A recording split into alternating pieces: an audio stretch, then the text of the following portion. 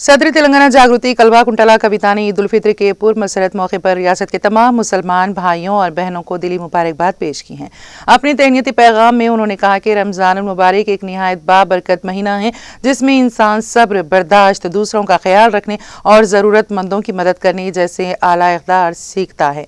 उन्होंने कहा कि रमज़ान का पूरा महीना दरअसल एक अमली तरबियत होता है जिसमें हर फर्द अपने आप को बेहतर बनाने की कोशिश करता है और अपनी ज़िंदगी में मुस्बित तब्दीली लाने का अज़्म करता है।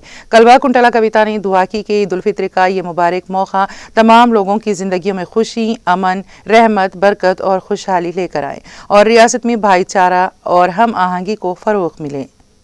जय तेलंगाना। सबको मेरा सलाम। ईद उल फितर के इस पाक मौके पे मैं सबको, हमारे रियासत के मुसलमान भाई बहनों को खासकर मेरे दिल से मुबारकबाद देना चाहती हूँ।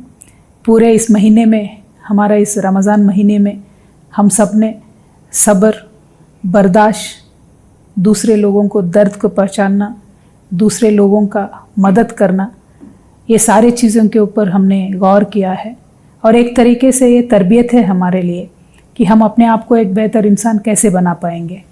और इस रमज़ान के पाक महीने में मैं दुआ करती हूँ कि हमारे रियासत में भी हर तरीके से अमन हो, खुशहाली हो और हमारी भाईचारगी को फ़रोग मिले।